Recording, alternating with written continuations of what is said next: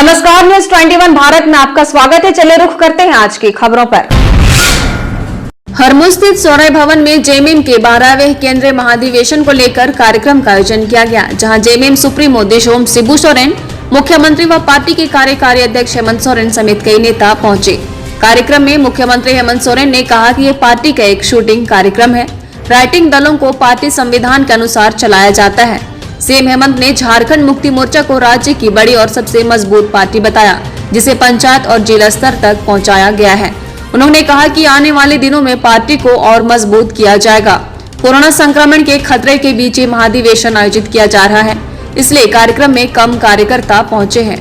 मौके पर मुख्यमंत्री हेमंत सोरेन ने पार्टी के सभी पदाधिकारी और कार्यकर्ता को शुभकामनाएं दी।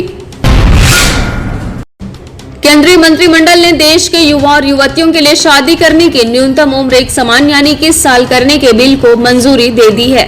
कहा जा रहा है कि अगर ये कानून बना तो सभी धर्मों और वर्गों में युवतियों की शादी की न्यूनतम उम्र भी बदल जाएगी। केंद्रीय मंत्रिमंडल के इस फैसले का ज्यादातर लोगों ने समर्थन किया है, लेकिन झारखंड के एक मंत्री और उत्तर प्रदेश के समाजवादी पार्टी के सांसद केंद्र सरकार के इस फैसले का विरोध कर रहे हैं। झारखंड के अल्पसंख्यक कल्याण मंत्री हफीजुल हसन का कहना है कि सरकार को उम्र बढ़ाने के बजाय युवतियों के लिए शादी की उम्र कम करनी चाहिए। मंत्री हफीजुल हसन के इस बयान का बीजेपी ने विरोध किया है। इधर सपा से संभल सांसद डॉक्टर शफीकुर रहमान वर्क ने कहा है कि लड़कियों की शादी की उम्र बढ़ाई गई तो वह आवारगी करेंगी। डॉक्टर बुर्क ने कहा कि जल्दी शादी हो जाने से लड़कियां तमाम तरह के बुरे हालात से बच जाती है।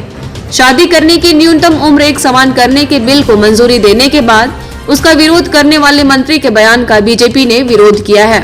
विधानसभा में पार्टी के मुख्य सचेतक और बोकारो से विधायक बिरंची नारायण ने कहा कि एक मंत्री को ऐसा बयान नहीं देना चाहिए, वे पार्टी के वरिष्ठ नेता भी है। बता दें, प्रधानमंत्री नरेंद्र मोदी ने 15 अगस्त 2020 को लाल किले से स्वतंत्रता दिवस पर दिए भाषण में इसका ऐलान किया था। इसके पीछे की वजह बताते हुए उन्होंने कहा था कि सरकार बेटियों और बहनों के स्वास्थ्य को लेकर हमेशा से चिंतित रही है। बेटियों को कुपोषण से बचाने के लिए ये जरूरी है कि उनकी शादी सही उम्र में हो। फिलहाल देश में लड़कियों की शादी की न्यूनतम उम्र 18 और लड़कों की 21 साल है। पूर्व मुख्यमंत्री रघुवर दास बीजेपी के राष्ट्रीय अध्यक्ष बनने के बाद पहली बार 3 दिवसीय दौरे पर रेल मार्ग से दुमका पहुंचे। इस दौरान पार्टी कार्यकर्ताओं ने दुमका रेलवे स्टेशन पर उनका भव्य स्वागत किया। जिले में पूर्व मुख्यमंत्री रघुवर दास दुमका के इंडोर स्टेडियम में आयोजित उज्ज्वला दीदी संघ के प्रमंडलीय सम्मेलन में शामिल हुए। इस दौरान लोगों को संबोधित करते हुए उन्होंने सूबे की हेमंत सरकार पर जमकर निशाना साधा। उन्होंने कहा कि झारखंड की 3.25 करोड़ जनसंख्या में आधी आबादी महिलाओं की है। आप संघर्ष करने के लिए पहले संगठन को मजबूत करें। संगठन को मजबूत करने के लिए हर गाँव में मातृत्व आंदोलन खड़ा करना होगा और झारखंड के वर्तमान सरकार के द्वारा जो झारखंड के मान सम्मान के साथ जो खिलवाड़ किया जा रहा है उसके लिए भी संघर्ष करना होगा।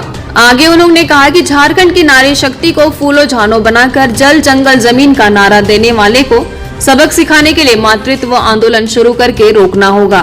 सरकार को अल्टीमेट दिया गया 1 महीने के अंदर अगर पोषण सखियों के 9 महीने का वेतन अगर नहीं दी जाएगी तो जोरदार आंदोलन झारखंड में होगा, ताकि हमारे पोषण सखी जो 9 महीने से गांव-गांव घूमकर महिलाओं को जागरूक करने का काम किया, वैसे का 9 महीने से तनख्वाह नहीं देना निश्चित रूप से सरकार की मंशा को भी इंगित करता है। राष्ट्रीय प्रौद्योगिक संस्थान जमशेदपुर में 11वें दीक्षांत समारोह का आयोजन किया गया, जहां मुख्य अतिथि के रूप में केंद्रीय मंत्री अर्जुन मुंडा कार्यक्रम में शामिल हुए। कार्यक्रम में उन्होंने सिविल इंजीनियरिंग के छात्र बिट्टू कुमार और पोस्ट ग्रेजुएट की छात्रा वायु वाहिनी को गोल्ड मेडल देकर सम्मानित किया। साथ ही 16 ब्रांच के सभी टॉपर्स को सिल्वर मेडल देकर उन्होंने उनके उज्जवल भविष्य की कामना की। बता दें, 11वें दीक्षांत समारोह में संस्थान की ओर से इस साल कुल 904 छात्रों को सर्टिफिकेट दिया गया, जिसमें 587 बीटेक, 145 एमटेक, 84 एमसीए और 16 पीएचडी के छात्र हैं। कार्यक्रम के दौरान अपने संबोधन में केंद्रीय मंत्री अर्जुन मुंडा ने संस्थान पास आउट सभी छात्रों को शुभकामनाएं देते हुए आत्मनिर्भर भारत अभियान में अपना योगदान देने की अपील की। उन्होंने छात्रों से न केवल अपने लिए बल्कि प्रधानमंत्री के सपनों के भारत निर्माण में अपना योगदान देने की अपील की। हमें पूरे देश को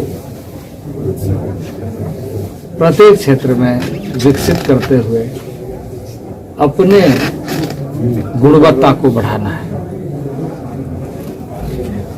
और वो अन्वेषण आधारित हो, इनोवेशन आधारित हो, खोज आधारित हो और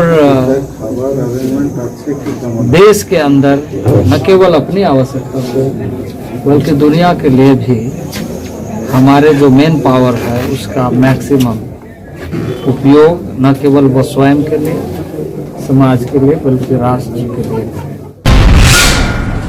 युवा पहलवान को थप्पड़ जड़ने के बाद यूपी के कैसरगंज से बीजेपी सांसद और भारतीय कुश्ती संघ के अध्यक्ष बृजभूषण शरण सिंह विवादों में आ गए हैं। बता दें, रांची में खेलगांव के मेगा स्पोर्ट्स स्टेडियम में 3 दिवसीय अंडर 15 नेशनल कुश्ती चैंपियनशिप कार्यक्रम में सांसद बतौर मुख्य अतिथि शामिल होने पहुंचे थे। कार्यक्रम के दौरान अचानक एक पहलवान डिस्क्वालीफाई होने पर सांसद से गुहार लगाने के लिए मंच पर आ पहुंचा। इस दौरान सांसद ने पहलवान को समझाने की कोशिश की और जब पहलवान नहीं समझा तो उन्होंने उसे मंच पर ही जोरदार थप्पड़ जड़ दिया। हालांकि ये मामला 3 दिन पहले यानी बुधवार का है, लेकिन सांसद का थप्पड़ मारने का ये वीडियो अब सामने आया है।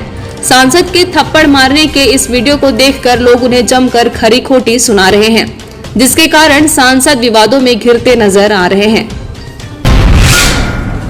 राजधानी रांची के मोरहाबादी मैदान में एसडीएम के आदेश के बाद धारा 144 लगा दिया गया है।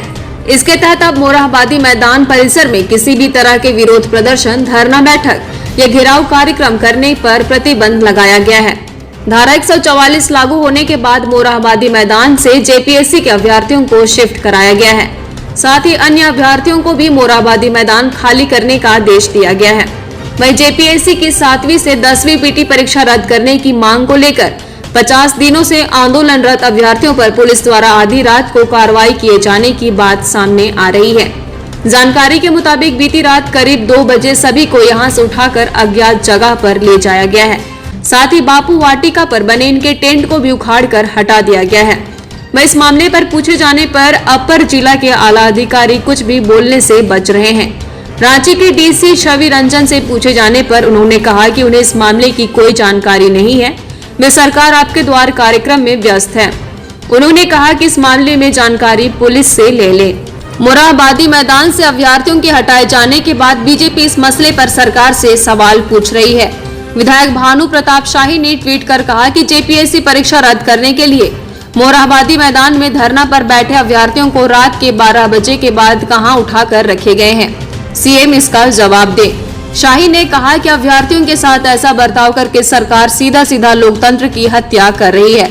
बता दें, इससे पहले शुक्रवार शाम को कांग्रेस विधायक इरफान अंसारी ने सभी आंदोलनरत अभ्यर्थियों से मुलाकात की थी। उन्होंने उनसे खामियां की जानकारी ली थी। इसके बाद उन्होंने इस मामले को सीएम के समक्ष रखने का आश्वासन भी दिया था। राज्य की उभरती 2 महिला हॉकी खिलाड़ी इंदुला ज्योति और प्रिया डुंगडुंग दक्षिण पूर्व रेलवे से खेलती नजर आएंगी। इन दोनों खिलाड़ियों को मंडल रेल प्रबंधक प्रदीप गुप्ता ने नियुक्ति पत्र दिया है। इंदुला और डुंगडुंग को रांची मंडल के दक्षिण पूर्व रेल यांत्रिक विभाग में जूनियर क्लर्क के पद पर नियुक्त किया गया है। बता दें, फॉरवर्ड इंदुला ज्योति भारत सरकार के टारगेट पोडियम ओलंपिक स्कीम की महिला हॉकी खिलाड़ियों में शामिल है। स्पोर्ट्स अथॉरिटी ऑफ इंडिया की junior national academy championship 2021, all India inter university 2019, sports authority of India की महिला हॉकी टीम में शामिल होकर 2018 में केन्या और बांग्लादेश का दौरा किया। इंदुला ज्योति हैदराबाद की रहने वाली है, वह प्रिया डुंगडुंग सिमडेगा की रहने वाली है और हाल ही में संपन्न जूनियर नेशनल हॉकी चैंपियनशिप 2021 में झारखंड राज्य की टीम में शामिल थी। प्रिया डुंगडुंग झारखंड राज्य की टीम की ओर से केरल में आयोजित जूनियर नेशनल हॉकी चैंपियनशिप 2018 और भोपाल में आयोजित जूनियर नेशनल हॉकी चैंपियनशिप 2017 में खेल चुकी है। टीम में वो मिडफील्डर के स्थान पर खेलती है। खबरों की नई अपडेट पाने के लिए आप देखते रहे न्यूज़ 21 भारत। अगर आपके पास भी कोई खबर हो जो आप हम तक पहुंचाना चाहते हैं तो 7295081412 नंबर पर भेज सकते हैं। नमस्कार।